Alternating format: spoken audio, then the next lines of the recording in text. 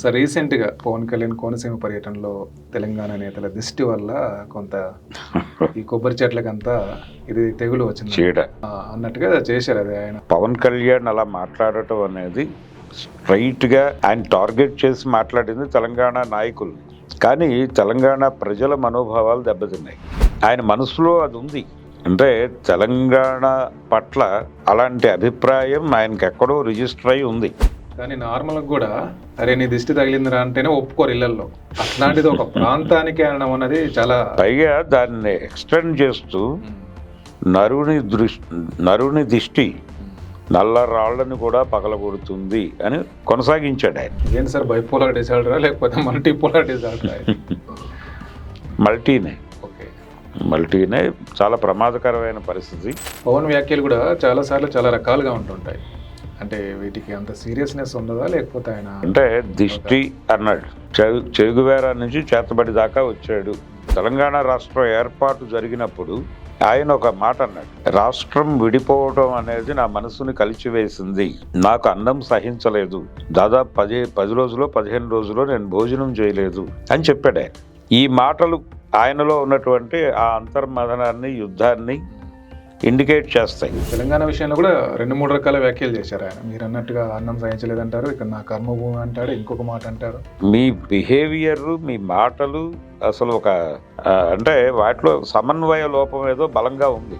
తెలంగాణ ప్రాంత నాయకులు దిష్టి పెట్టారు అనే మాట చాలా స్పష్టంగా మాట్లాడాడు. మీ పార్టీ ఇక్కడ ఉనికి ఉన్నప్పుడు మీరు ఎంత బాధ్యతగా మాట్లాడాలి? అంత బాధ్యత రహిత్యంగా మాట్లాడినప్పుడు ఇమ్మీడియట్గా ఇక్కడి నుంచి స్పందన వస్తుంది అనుకున్నప్పుడు మీరు బహిరంగ క్షమాపణ చెప్పడానికి ఎందుకు మొహమాట పడాలి? సనాతనంలో కూడా ఎక్కువ కాలం ఉండడంటారా? ఉండడు అంటే చెప్పలేము. ఆయన కుదురులేని తనం. లగడపాటి రాజగోపాల్ గారు ఇక్కడ ప్రెస్ క్లబ్లో ప్రెస్ మీట్ పెట్టి మాట్లాడిన విషయం అందరికీ తెలిసిందే. హైదరాబాదు అభివృద్ధి, ఇందులో మా భాగస్వామ్యం, ఇవన్నీ మాట్లాడారు. కాబట్టి తెలంగాణకి ఆంధ్ర వాళ్ళు దిష్టి పెట్టే అవకాశం ఉంది తప్ప ఆంధ్రాకి తెలంగాణ నుంచి దిష్టి పెట్టేటువంటి పరిస్థితులు ఏ రోజునా కనిపించలేదు. పవన్ కళ్యాణ్ దిష్టి అనేది కూడా సనాతన ధర్మంలో భాగం అనుకుని ఆ ధార్మిక స్వభావంతో ఏమైనా మాట్లాడా అనే సందేహం కూడా ఉంది. అంటే తన ఎదుగుదల కోసం మాత్రమే అన్నిటినీ, ఏ ఐడియాలజీనైనా దేన్నైనా వదిలించుకొని వేరే దాంట్లోకి జంప్ చేయడానికి కూడా సిద్ధమయ్యే వ్యక్తిగా ఆ కాన్షియస్నెస్ అనుకోవాలా? లేకపోతే జానీ సినిమాలో రామ్ మందిర నిర్మాణం పేరుతో అప్పుడు హిందుత్వ ఇక్కడ జరుపుతున్నటువంటి కలుషిత రాజకీయాల మీద సెటైర్ ఉంది.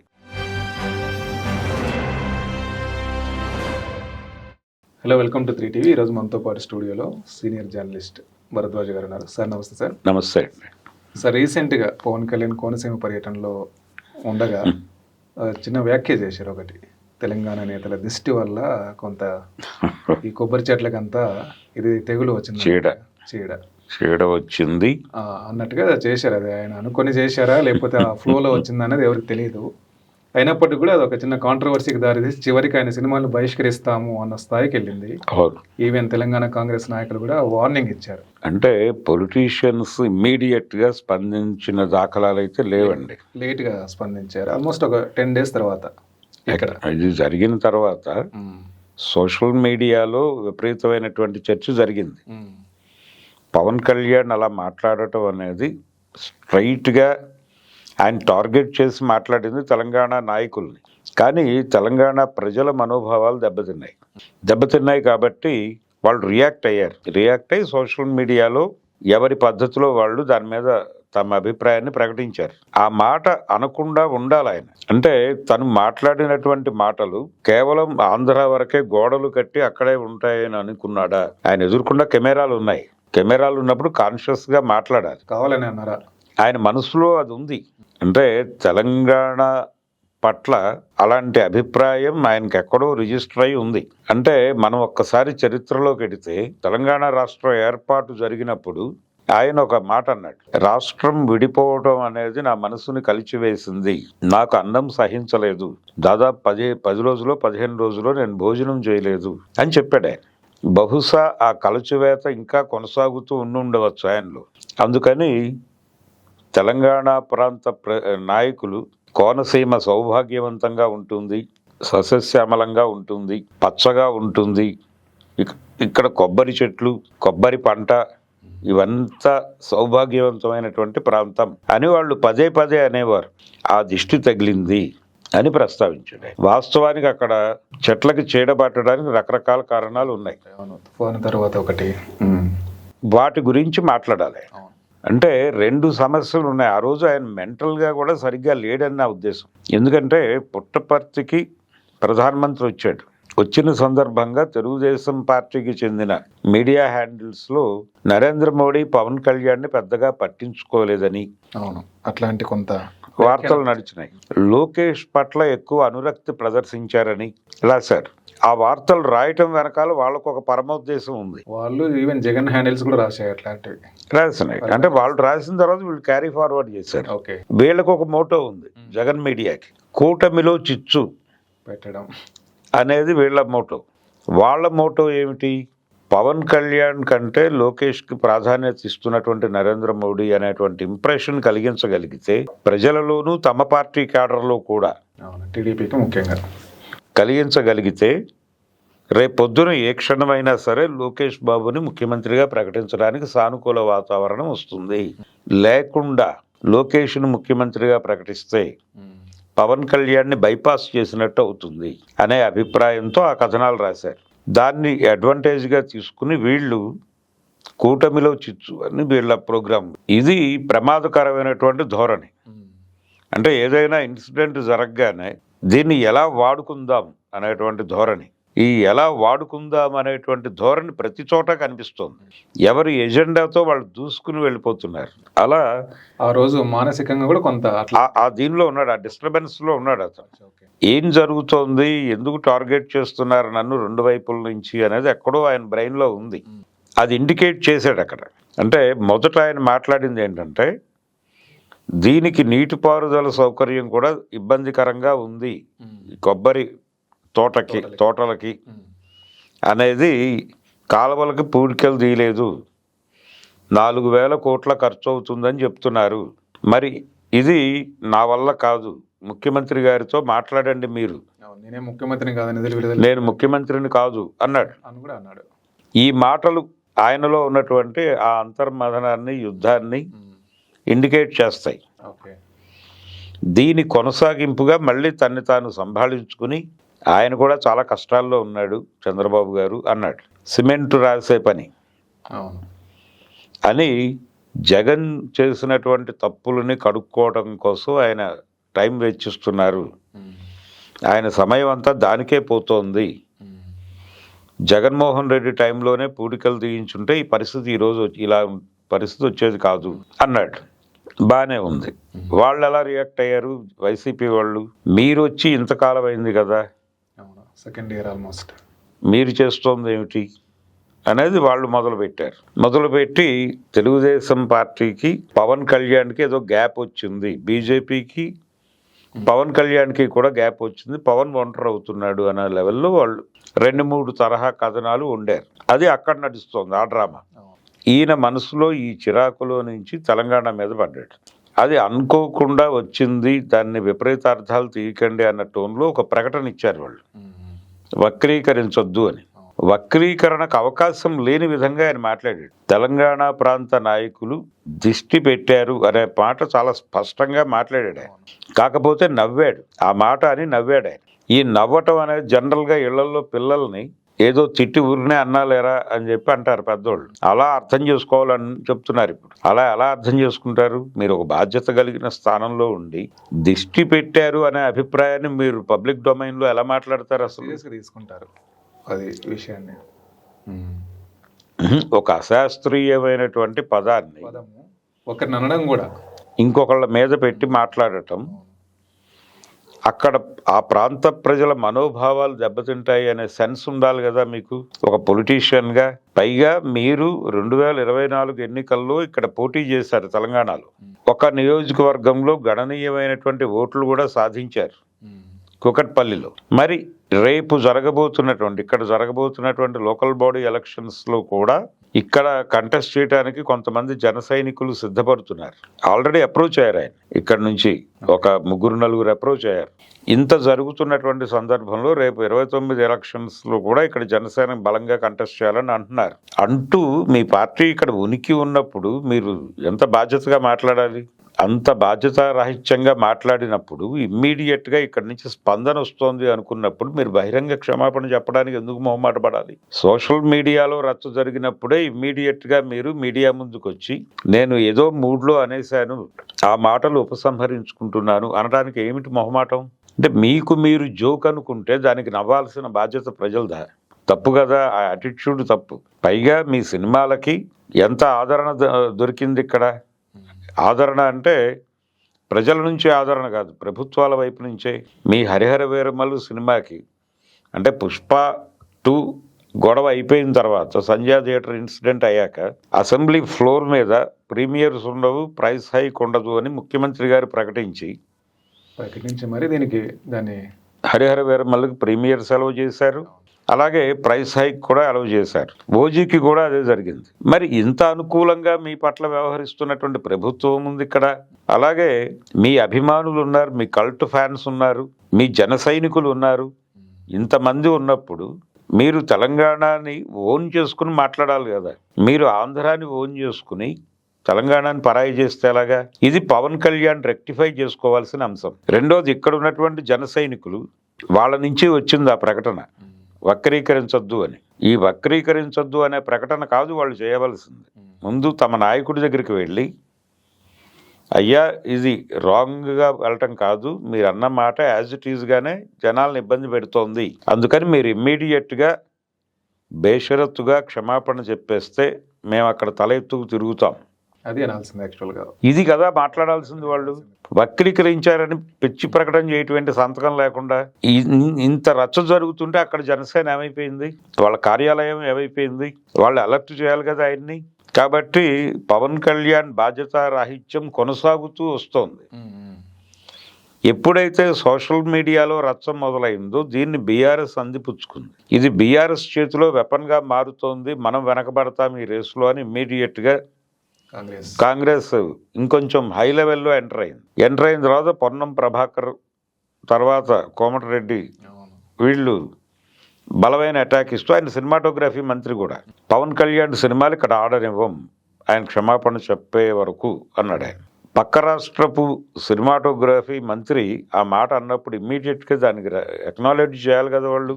ఇప్పటి వరకు స్పందన లేదు. అంటే ఏమనుకుంటున్నాడు ఆయన, ఎలా బిహేవ్ చేస్తున్నాడు అనేది గందరగోళం. పవన్ వ్యాఖ్యలు కూడా చాలాసార్లు చాలా రకాలుగా ఉంటుంటాయి. అంటే వీటికి అంత సీరియస్నెస్ ఉండదా, లేకపోతే ఆయన మోటివేటెడ్గా అంటుంటారా అన్నది. అంటే దిష్టి అన్నాడు.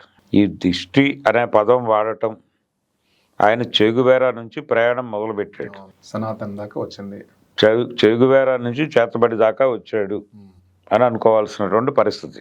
ఈ దిష్టి అనటం మీద సోషల్ మీడియాలో విపరీతంగా ఆయన రెడిక్యూల్ చేస్తూ అనేక మీములు నడిచినాయి. ఇవైనా పట్టించుకొని ఉండాలి కదా వాళ్ళు.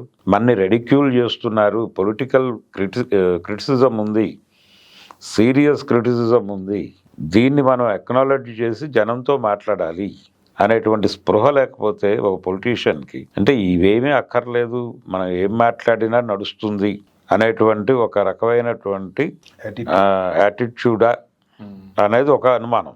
రెండోది, ఏం జరిగినా ఢిల్లీ దేవుడు చూసుకుంటాడు అనే భరోసాన. తెలంగాణ విషయంలో కూడా 2-3 రకాల వ్యాఖ్యలు చేశారు ఆయన. మీరు అన్నట్టుగా అన్నం సహించలేదంటారు, ఇక్కడ నా కర్మభూమి అంటాడు, ఇంకొక మాట అంటారు, పైగా ఆయన తెలంగాణ వాణ్ణి అంటాడు. ఆయన కార్యక్షేత్రం ఇప్పటికీ ఇదే. అంటే ఆయన సినిమాలు చెయ్యాలి అంటున్నాడు. ఇమ్మీడియట్ రిలీజ్ ఉన్నటువంటి సినిమా ఉంది ఆయనది, ఉస్తాద్ భగత్ సింగ్. ఆ సినిమా డైరెక్టర్ తెలంగాణ వాడు హరీష్ శంకర్. కాబట్టి పైగా ఇంకా యాక్టివ్గా సినిమాలు చేస్తానని మాట్లాడాడు. మొన్న ఓజీ పార్ట్ 2 ఉంది.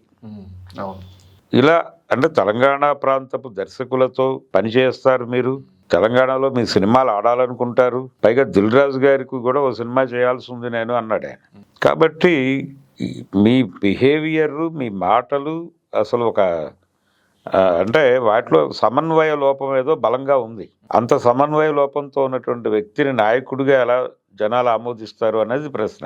జనసేన పార్టీ తెలంగాణ తెలంగాణలో దాని భవిష్యత్తు మీద ఆయన మొన్న చేసినటువంటి వ్యాఖ్యలు చాలా స్పష్టమైనటువంటి ప్రభావం చూపించే అవకాశం అయితే ఉంది.